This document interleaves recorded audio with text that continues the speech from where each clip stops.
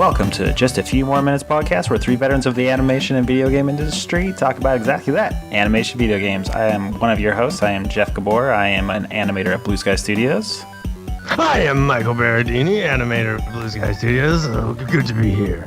Good to have you. I am Pete Paquette. I am a contract animator for a bunch of different things, and happy to hang out with these fellas once a month. Hello. Hello. Happy to join us, audio listeners, or potentially video watchers. Yeah. Hopefully video watchers on this episode. We got something special. We're going to actually go through a couple of our favorite animations or inspiring animations. I don't know what Michael and Pete are showing, so it should be a surprise to all of us. But if you're new to this podcast, if you've been listening to our animation tips the last couple episodes, well, every episode starts with an animation tip. And I have one. Well, let's fucking hear it. That's a surprise. Well, this one comes from one of our latest interns at Blue Sky this year. Whoa. Yeah. He asked if this was going to be an animation tip, and I was like, well, yeah, I think that's a great idea, because that is a smart little tip the guy had. Before you say it, let's just have people write in their own animation tips, then we don't have to think of them anymore. That is a good suggestion. That's an excellent idea. In the YouTube comments, leave your animation tips. If every one of our listeners leaves an animation tip, we'll be set for a week. A week. So we've returned to form. We all got our booze. That's right. Which is good. I just am drinking hipster water right now, but... Oh, La Croix? La Croix. Yeah, I got a bunch of that in the fridge. I'm drinking some what's Captain your flavor? Lawrence. Exactly what you got, whatever that pink stuff is. Pamplemousse, bro. Yeah. So all the build-up, what's the tip? All right. The tip. All right, so you go into your graph editor and you look at your curves, and it's like a mess of red, blue, and green. Mm-hmm. Well, he had a very smart tip of being able to quickly it seems so simple, but I never thought to do it, which is just slightly change the tint of all your rotates. So your red becomes like more of an orange, and your green becomes more of a lime, and your blue becomes more of like a light blue. And then they're not that far off, so you're not changing the whole spectrum of red, blue, green that you associate X, Y, Z. But now you can quickly distinguish your translates from your rotates. Interesting. Oh, I get it. I thought you were saying change all of the reds to orange, and I was like, well... Sorry, no. Yes, I should be more specific. So just change the rotate colors, so that way your translate Z and your rotate Z aren't the exact same color. So just by a glance, you can see what's your rotate and what's your translate curves. Interesting. That's smart. That is smart. Tip. So where did that tip come from? Which intern? Jordan. Get on you, Jordan. Yeah, that's good shit. Nah, never going to forget Jordan after that tip.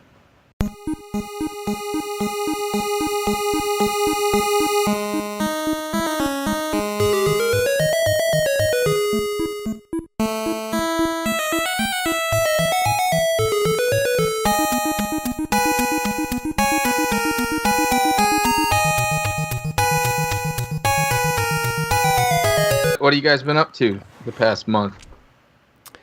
I basically put video games aside for the last month because the Hollow Knight basically just I don't know. Hollowed you out. Yeah, it exhausted me from video games. So I've been playing a little bit of Fortnite, but that game has kind of run its course for me as well.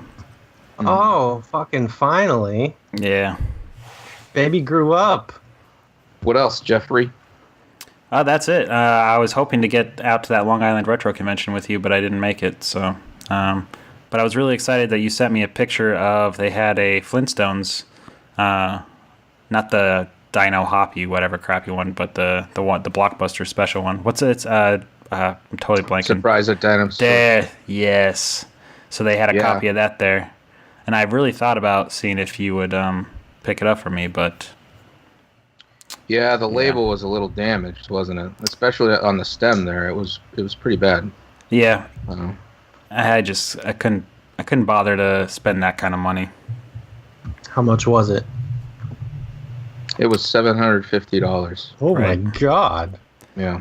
Well, good choice. And that's considered a good deal for that game. It really is. But I mean, I know how you are with your collecting about like the labels and stuff. So I know that would always be kind of like an asterisk on your on your collection. Because basically, you wouldn't consider, or at least I wouldn't consider that I had the game. You know, you can't really check it off. You're still going to be looking for a label upgrade. So you're always going to be looking for another copy to then replace yours, and then you can sell the other one. So yeah, screw it. I'll just wait. Yeah, you don't know what's You don't know what's coming to the Retro World Expo. So. Oh man, I've been saving just a couple dollars a week all year long just for this. That's awesome. Just so I can see if one. Yeah, every paycheck put, $10, $20, and you wait a whole year. That's a good chunk of cash. Yeah. What about you, Mikey? What have you been doing? I mean, in terms of video gaming, I don't think I've touched literally anything else other than No Man's Sky still. Really? That shit is fucking going hard in my veins lately. So it's consumed you. Yeah, I think I just breached the 70-hour mark, and that doesn't include the 40 hours I played of it on the initial run through. So wow. I think I'm sort of coming to an end with it though, because I mean I could continue to like farm to get resources to then sell, but then I'm not really buying anything more. So really all I have left to do story-wise is get to the center of the universe or the galaxy. And that, no spoilers if somebody cares, but that would be it for me. That's me putting a stamp on it, calling it done. So just putting that off for now. Outside of video games, let's see. We just put out our stupid little camping video that we made. Yeah, I saw that. That was cool. Did you shoot that all in one night? We were camping for like a weekend, so we shot it over a few days. But it was a fun, stupid little thing. If anybody wants to see it, go to vimeo.com/Berardini/camp or die. It's a scary movie. It'll make you scared, sort of. It is good. It's fun. Your Vimeo account is filled with like just silly stuff, so it's good. What's up with you, Pete? What are you doing lately? Well, I haven't played many games this month. I played 2 games for a little bit, and I was really happy with what I played so far of them. One was Minute for the Switch. That game is really, really cool. I think it's like a $9 game on the Switch, and basically it's like a Legend of Zelda game, but the trick is that you gather a sword in the beginning of the game that curses you to live 1 minute at a time, and everything every time you die you return back to your home, and every like objective that you have to fulfill is within a minute of circumference of your house. And when you go to a new area, you explore a new area, you can find a new house, and then you have a new circumference there. Okay. So it's really cool mechanic. I thought that I was wondering if it was be a little gimmicky, but the way they incorporated it really invests you in it, because you're like, shit, I gotta get there, or shit, I gotta beat this, whatever it was. It was like a moose or something. But that was really cool. And then yesterday I started playing Chasm. Oh yeah, I forgot that was out. Yeah, and that game is beautiful. Like, and it's so fluid. The controls are so fluid. I absolutely adore it. Did you say you were playing Chasm on PC? So I never leave my desk. It's just the way it is these days. I've been so busy juggling 2 contracts right now, and so my day goes. I get up at about 5 a.m, work on my game for about 3 hours, switch over to my first contract until about noon, and then work my remaining contract until about 8 to 10 o'clock at night, and then go to bed and start over the next day. Jesus, man. And then what else? I went to the Long Island Retro Convention, met Patrick Hickey Jr., which was cool. Met him there. Found a complete in-box copy of both the original Super Mario Brothers and the original Donkey Kong, which was really cool. And I met the guys who released a new software this past month called NES Maker, and talked to them for a little bit. Found out they're having a competition to make the best game you can in 1 month starting in October. And you're, of course, going to do that. Of course. So me and my brother are sidestepping for a bit on our game to do that, to learn the software. I think Mr. Gabor is going to help me out, according to our conversation a few nights ago. And we already have an idea. Hopefully it fits the theme of the competition. But it's been really cool to tinker with and learn, like, diving in and really learning about it has really given me another, like, a whole new appreciation for the NES, just because of the limitations. Like, what they were able to pull off with the limitations is just unbelievable. Like, unbelievable. Yeah. So, yeah, that's been my month. It was pretty busy, but it was a good one. I don't know how you're standing, my friend, doing all that work all the damn time. Not to mention with your, like, robo hand. Yeah, I was just talking with Mikey about it. It hasn't really been getting all that much better. It's kind of... Well, you're working that many hours.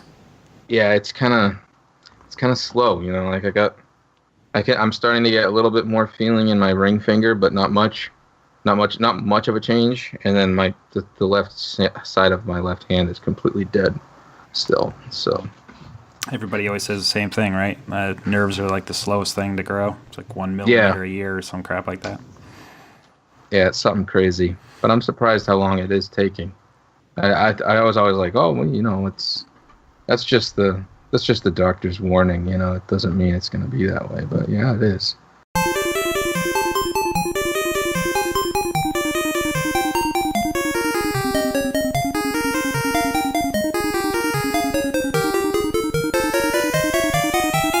So we're going to each show a clip of an animation and try to break it down and say why. So I will try to describe exactly for the audio listeners of why something either has the principles of animation that we like or has a certain aesthetic that we like, and maybe like what it inspired us to do afterwards. So I don't want to go first this time. I go first all the time. All right, well, let Mikey go first. Oh, okay. Fine. You set the precedent, and then we'll follow suit. I'll set it low. Let me just share my screen over here for all you YouTubers. So, if anyone has not seen this little teaser for The Food Thief by Mindbender Studios, check it out. Or also, watch it here first. I guess I'll just play through this clip. It's from a short that they're making that they haven't released it yet. But I'll just talk over it, turn the volume down. You got this little fleshy, gross looking cat trying to eat a weird fish, and then it disappears, and then it does a little scramble, gets hit by some bones, and does a crazy ass take, and falls over. Boom. Described for you audio listeners. You're welcome. Now, first of all, this shot is like purely 100% my aesthetic. Right? Because it's like gross and jiggly and super animation-y, right? Mm-hmm. And feel free to just jump in, boys. Say what you see. Yeah, I'm just going to start stepping through this. But yeah, I'm glad you picked like a new clip, like a recent animation just to help round us out, because this, I mean, we're getting a sneak preview and I cannot wait to see this. There's a real rig breakdown of this character, and it's so inspiring. Because you're right. Oh man, yeah. Yeah, it was like witchcraft watching that thing. Yeah. The rig is crazy, and I don't watch the rig breakdown if you haven't seen it until you've watched this, because like this makes it look super natural, but then you see the rig breakdown and like fucking everything is just broken from all the different angles except to camera. And there's a few really good examples. Anyway, so just starting up here, draw your attention over to the right side of the screen with the little paw, and then blam, you got some multiples going on already. You got 3 paws right there in like the first frame. Okay, bam, pull out, camera's motivated by that paw, and then you see this stupid ass little thing. You give it plenty of frames to let your eyes settle on this jiggly little cat, and then he does a little glance to the left, and the eyes lead the entire action, and they squash down like crazy. It almost feels like a blink, but there's no lids. Even though lids exist on this rig, they just chose to squash the pupils and irises there, which is fucking great. And then he does do a blink coming up here, and you can just see the lids just popping into existence, wrapping around the balls there. The eyeballs, as they say. And what's great is you completely buy it. Like, you're never questioning where did those lids come from. Like, you're just watching it and enjoying it. Well, and like you can see, the fur on the lids still connects to the fur on the body right here. Yeah. Like, it's fucking witchcraft. I don't know how they do it. But then this cool eye peel opens up real slow. Again, leading from left to right. Zippering, as I call it. And then you do a little antic, go up into this nice pose. And then just do a little jiggle with the tongue, because why the fuck not? And then, again, this posing is great. Oh, I also want to bring attention to the feet. Again, if you've seen the rig breakdown, it's sort of obvious when they do it, but like right here, the cat has paws. And it stands up. Those paws just disappear into little peg legs. Yeah. Just because it looks cool. It's only got 3 legs. You look at the shadow, they just didn't put in the 4th leg back there, because why the fuck do you need it? The 4th leg is always fucking useless. That's so cool. There's something I want to point out right in here. Yeah. Like, anybody who's not an animator that I've run into in the past, like that I've worked with in the past, no offense to them, but they're always so like over the top about, well, that breaks the model. That breaks the model.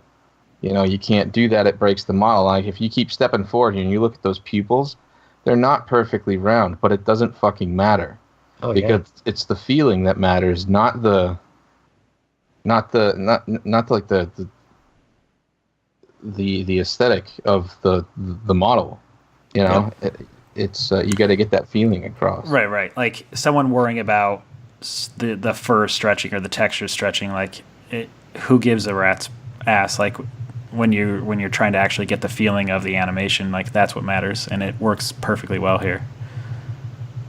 Here's another thing that I really like that I just now noticed, because like usually when you watch this, you're looking at these big, huge eyeballs, which is where you should be looking. But I just like, as he stands up, watch how the tail just follows that path of action perfectly down. I'm sure he had to like cheat the base joint on that tail to get that smooth motion right there. And it does that nice little whatchamacall. A little flourish, whatever. Great. Let's move on. Again, leading with the mouth and the tongue, which pulls down the eyes, which is cool. Oh, we already saw this part. Cool, fine, great.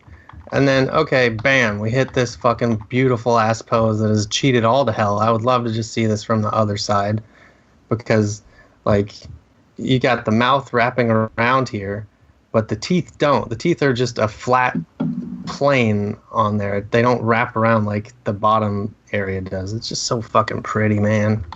So nasty on the inside of his mouth, too. Yeah, it's so fucking moist. It's wet in there. It's what you love, man. I love that moist art. And then I honestly have no idea what the fuck is happening in this short, but this thing just disappears.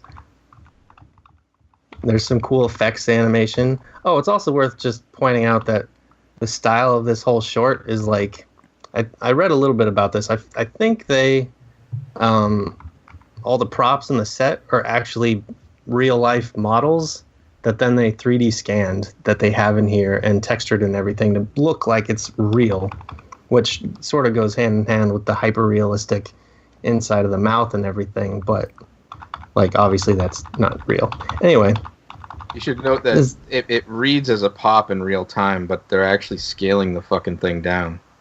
Oh yeah, for sure. And that's pretty awesome. I don't know if that's interlacing or if that's literally just one of them with transparency turned down a little bit, but there's the little fishy down there and the big one here. It's weird. All right, now we have a beautiful eye take. So you go down, squash the eyes, and then you lead with the eyes again.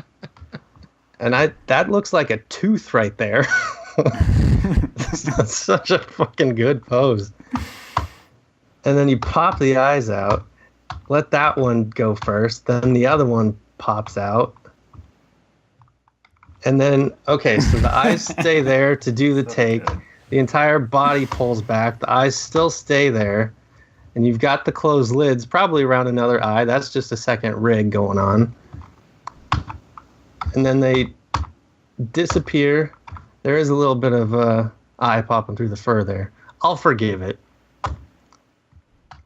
Okay, then opening our eyes. Cool. Looking around. Again, all these things are like leading with the pupils, which I think is great. I think that's just how this character moves. This is a perfect example. That's a huge pop.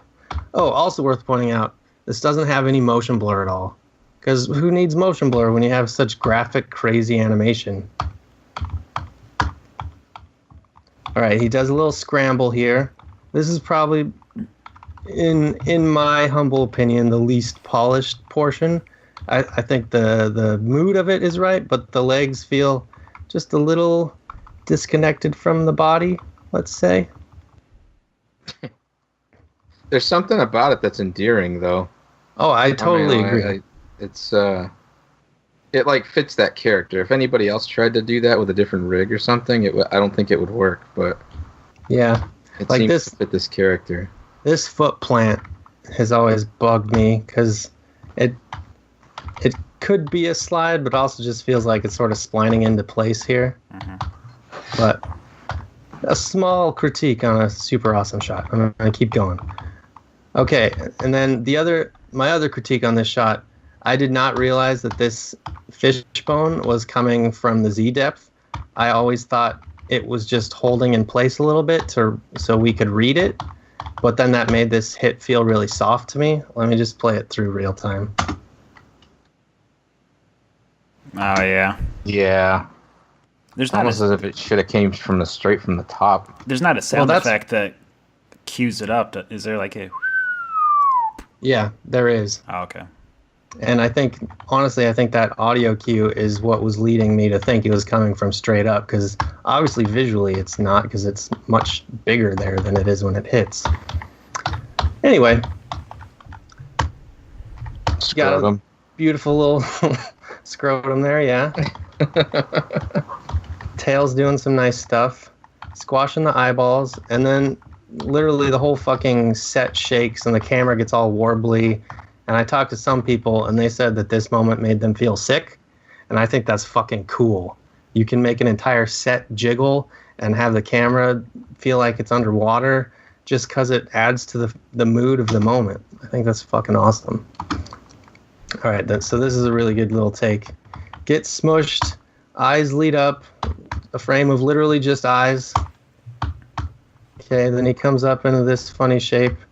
If you look, there would be 6 appendages there. There's 1, 2, 3, 4, 5, 6 in between the ears over here. Fall back down with all those appendages. The eyeballs just become like watery soup here, which is cool. Come out of it. No mouth in a lot of these frames. Then it just pops on with the tongue there. And then here comes my favorite trick. So right now, he's going to start rotating, right? Got 4 appendages, 2 ears, rotating.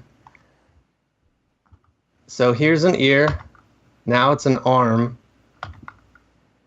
This ear stays an ear. This arm becomes an ear, and it just turns into a starfish that's rolling. It's out of control, man. That's crazy. And you got the eyeballs rolling and jiggling and stuff. And then the best part, you get a nice little hold to see this pose before he falls off the table. Comes back, you have some multiples, and you feel like the body is going to rotate back, but he's cheating you. He just rotates the eyeballs.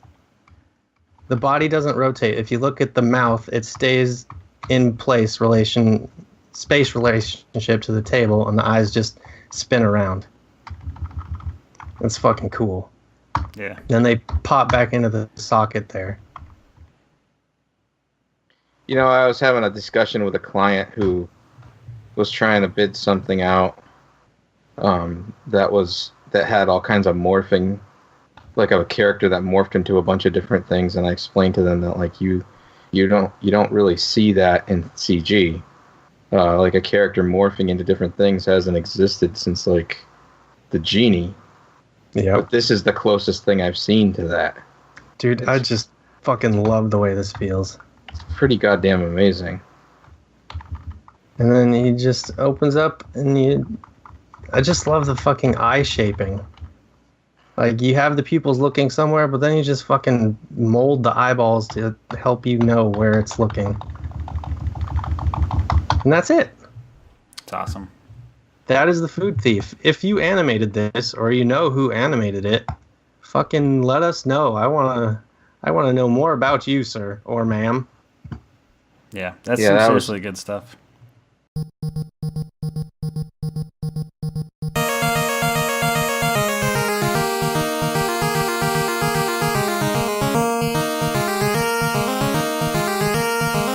It's I think I'll try to lead in next because it actually does feel extremely inspired by what I'm about to show. It's funny that we didn't talk about what we were going to choose, but we picked some stuff that's very much in the same vein. I'm surprised you picked this too, by the way. Well, I was trying to make BJ proud. BJ Crawford, like, he's the one that showed me this clip years and years ago because he was like, we were talking about smears or motion blur or whatever we were talking about. And let me go ahead and share my screen so we can just start talking about it. So this is from Cats Don't Dance. So BJ and I were talking about motion blur and whatnot and smear frames, and he was like really excited to show me this one clip because he's like, do you know what a shrink tank is? And I had never heard of a shrink tank. So this is what he showed me this clip. Hey, triple time. Is there an echo in here? You're poisoning me? No chow, no meow. Okay, triple time. Hey, double time. So it's really cool. Like the guy's spazzing out and it has a lot of energy. And when he gets shocked by about talking that he's got to pay out more than just double time, he's got to pay triple time, he does a take. Like a take is just meaning you're doing a little like shock, a change of expression from one expression to another. So instead of doing like a blink, this guy shrinks, like goes really, really small, and then pops back open, and he splits into multiples and then gets back into position. But when you just play it through, it just reads as a quick just take of, like, you just don't know what you saw, but you felt an energy. Triple time. Is there an But the clip actually has a lot more to share than just that. Just even how the character enters, you can see like a very similar aesthetic is what Michael just showed, is leading with the eyes, leading with body parts, letting the screw motion blur or smear, like actual like blurry smears. You just let your smear frames do all that motion blur for you. But this is a good example of how to do the smears right, because you don't want to make it so the audience can't follow the action, because that's the whole point of a smear, is to help the audience track. So at this moment you really want to track his eyes. So you pop forward, the smear, his jaw stays down low, his eyes lead up, his eyes That is are an ugly nose. It's weird. It looks looking. like one of those weird seals that you see out in the San Francisco area, those huge like bull seals. Oh yeah, it does. But it's just cool that you let the eyes lead, just similar to the cat. Of course, then we get the multiples. You get a shake of energy, gets some crazy stuff, and then he settles into a pose. And going in, so if you were to take your key poses, like, all right, here he's shocked, and he's going to go in and then confront the other character. So you would imagine this is your key pose, and your other key pose is here. So what's your breakdown? You would think it would just be a simple go straight down and then to the left, and that's still including like an antic pose down, which would be completely acceptable and probably what I would do. But they completely go backwards first with multiples, do a crazy smear from that going far right to then go far left. So it's very interesting to like completely play with the viewers like trying to track in where they expect the character to go, because again they're trying to make it feel like a certain sort of energy. So you want to play with expectations. You want to jerk the viewer around just enough, but still allow them to catch up when you want them to. So when he starts yelling and later, but he just eases into that. He doesn't even overshoot that huge antic. He just like eases into his final position. Yeah, it's so fucking weird. But it's totally the eyes get there first, and then you just settle. It's pretty interesting,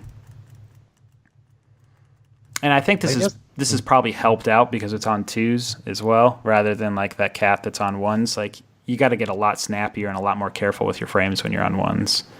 And this movie you should mention, is just chock full of stuff like this. Yeah. There's the whole just thing. so much good fucking zany animation in this movie. I'm surprised that the initial shrink take is actually on 2s. Yeah, it doesn't feel like it, right? Like it's so chaotic, you wouldn't expect it. Yeah. Yeah. I guess since I'm looking for it, it's there for me, and I just feel like if we were to do that in CG, that would get called out like immediately. Oh, this part's on 1s. Yeah, but the second drawing is on 2s. Yeah, and then the big shake, a couple of it's on 1s. So there's definitely a mix of 1s and 2s through there. But really cool. And then even when he starts yelling at the back half way up in the air, you're just allowing the mouth to do the movement, leave the eye where it is. Just some really cool stuff.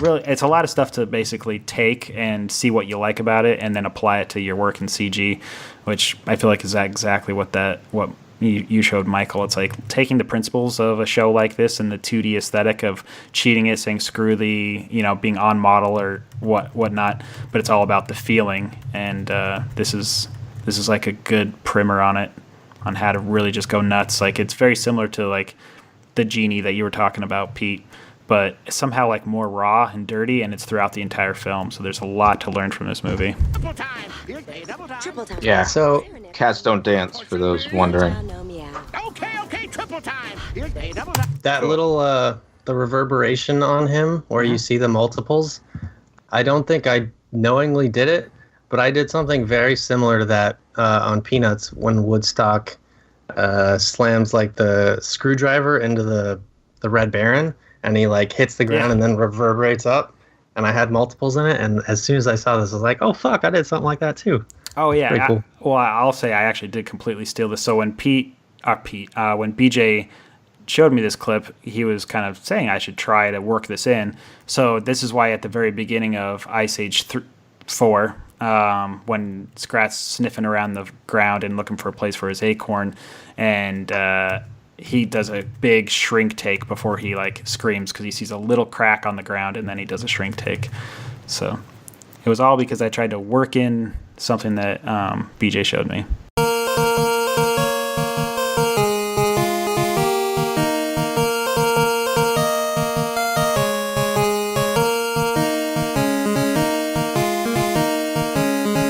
Mine is based off of an old YouTube clip, actually.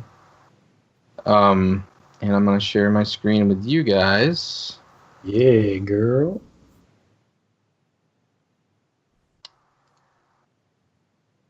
And then you should be able to see it.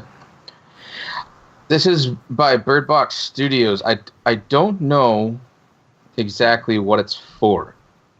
They did a bunch of these things that are sketchy, and they're all very entertaining. But this one is called I'll Get the Ice Creams. It's just a 2D animation and pencil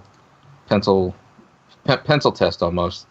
And the reason why I chose this is because, you know, this is actually more catered towards, you know, the younger animators, the newer animators. Staging is so important, and I always share this clip with my students and kind of step through it like I'm going to do here, and discuss why this works, why you are looking exactly where you're supposed to at any given time. And the reason why it's important to newer and younger animators is because a lot of times they don't understand the concept that, like, you know, a character can stop moving if they're not the main focus of the shot. They don't have to really, like, I mean, they can move pixels, but like they don't have to be over animated or do anything because it becomes distracting to the main point of the shot. So let's take a look and see. So it starts with an opening shot of the park. You see a little boy run in from screen right, run back out, and a little girl runs in with her dad. Gets on the seesaw. Dad gets on. The girl tumbles down, hits her dad.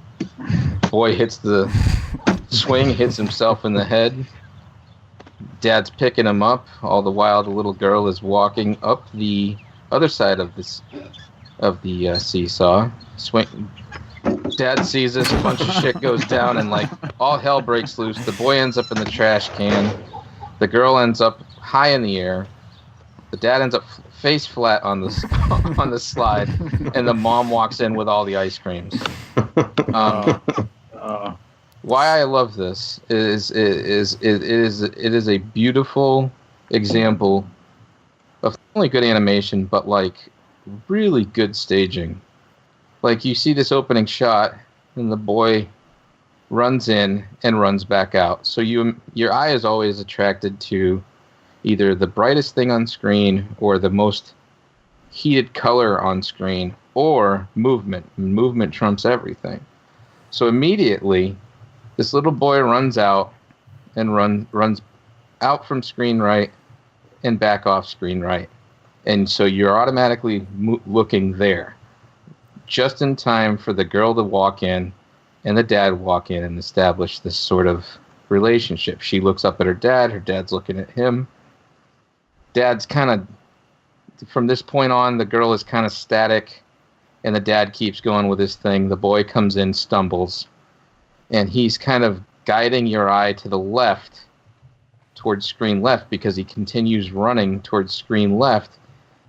And then, right as the boy is at the dad, the girl starts tumbling, and your eye goes over there, and she smacks face first into her dad on the other side of the seesaw.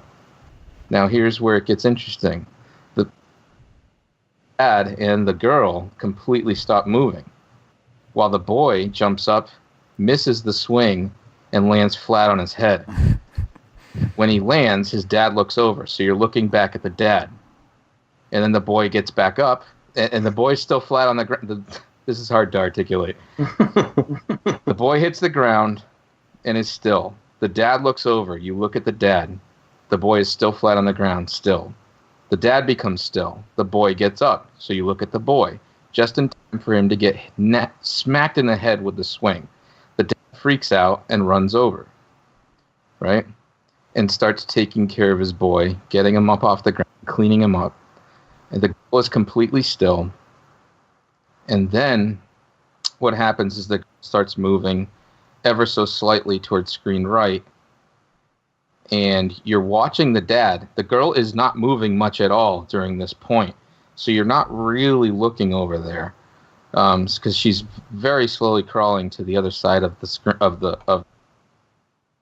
and you're watching the dad begin his swing with his son. And he pushes him, right?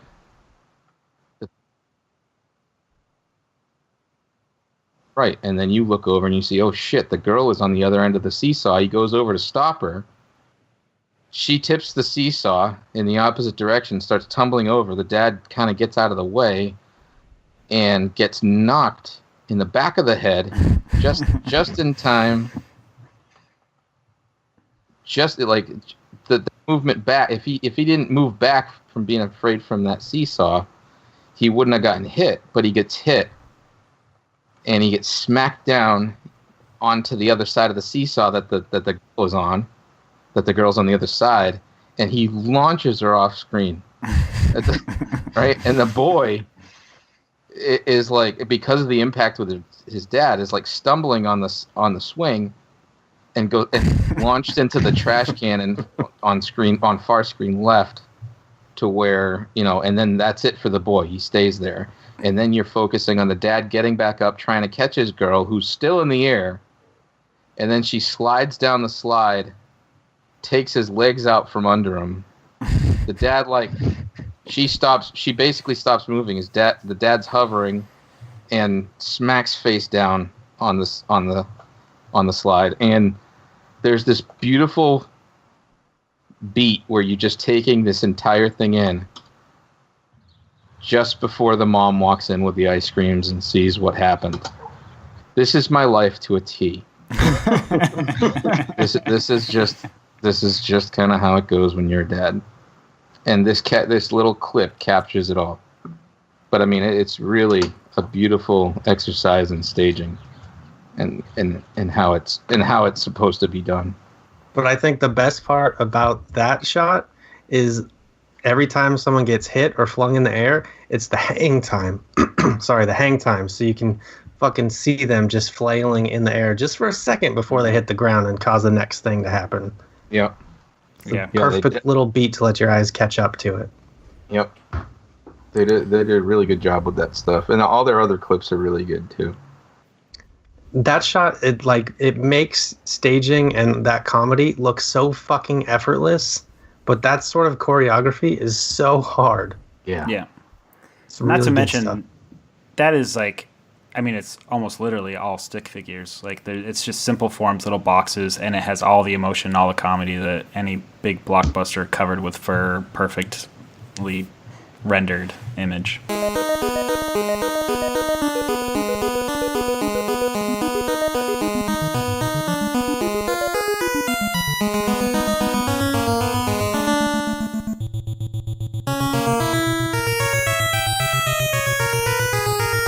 This has been kind of cool. I like studying animations stuff, which is another thing. Is like, if you're aspiring animator, you should be like frame by framing shit all the time and like really seeing how things are done and trying stuff out.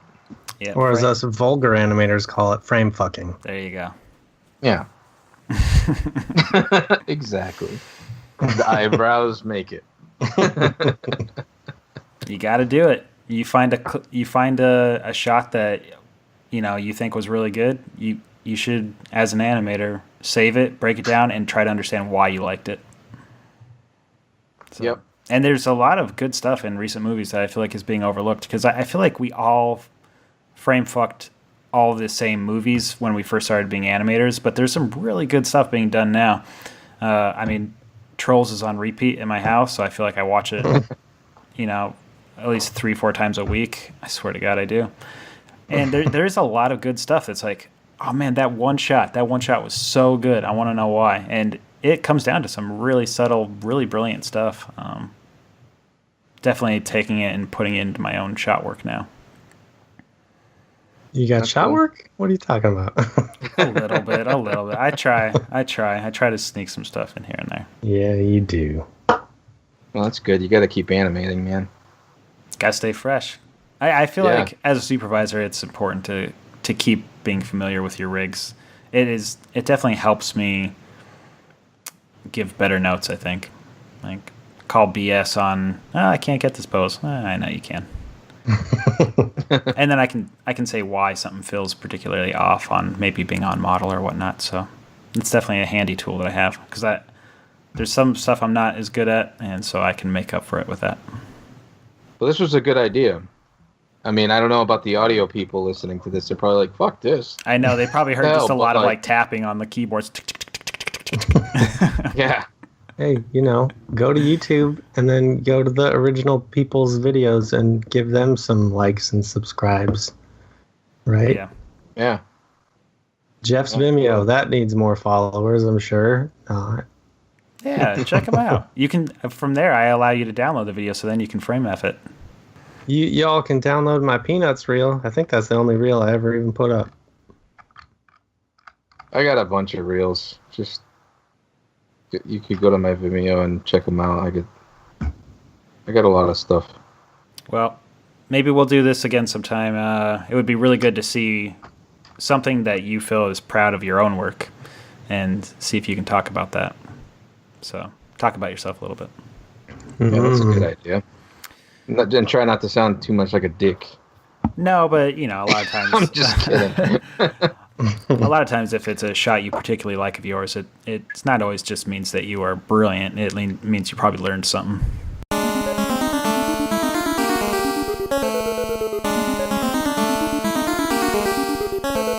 What's the coming month going to bring for you guys?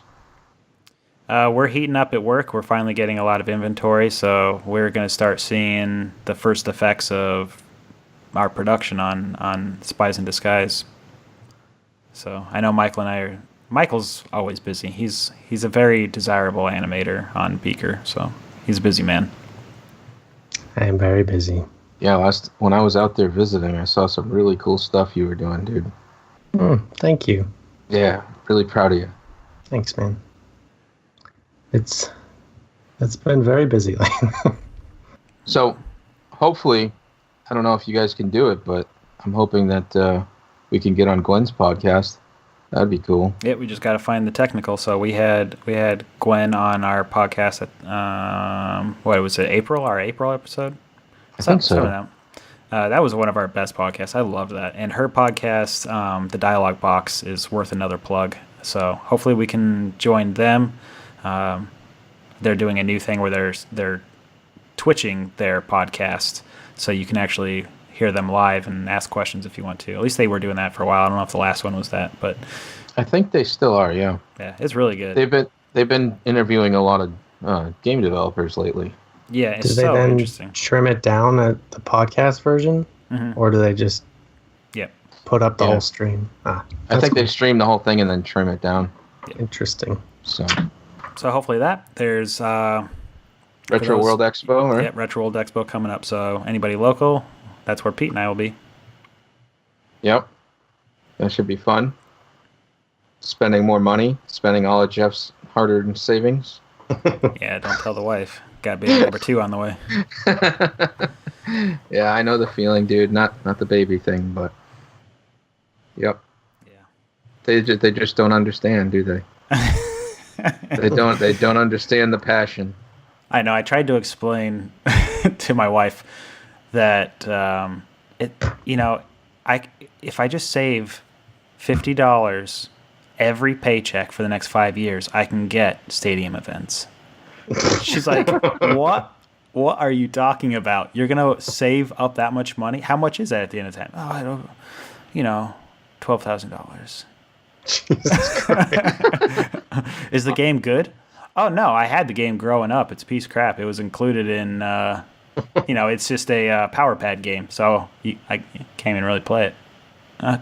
Okay, $12,000 for that. Yeah. I still don't know how you managed to talk your way out of Bonk's Adventure, which is a good she don't know about that. five bills. Yeah. You know? Shh. I'm sorry. I'm sorry. Bought it? No, not stadium events. Bonk's Adventure. Right. Yeah, that was a pretty penny one. Well, the love for the retro thing is runs deep. So. But there's a couple of those games that are expensive that are good, such as Snow Brothers. Yeah, Little Samson, Snow Brothers, and I like Bonk's Adventure. I had fond memories of that growing up. So yep. At least those ones are at least fun to play still. That's kind of where I'm at with my collection. Is just kind of like I just want to spend the money on the games that I want to play. I don't want to. I'm not going to go for a complete one anymore. Complete collection. Because it'll never happen. Not for me, anyway. Well, not at the Closer going than rate. anyone else I know. That's for sure. All right. Well, our campaign for Extra Life is going to start heating up as well. So keep an eye on that. That's right. Yeah. The date is to be decided. I'm going to be out in California for work on November 3rd, which is the actual day. So it's either going to be the week before, which is the 27th, or the week after, which is the 10th, I believe. All right, everybody. This has been just a few more minutes podcast where three veterans of the animation and video game industry talk about exactly that. Animation and video games. Wait, what were the dates again? October 27th or the 10th, I believe, is the weekend after that. Okay, thank you. All right, bye, guys. Sure. Bye-bye. Bye.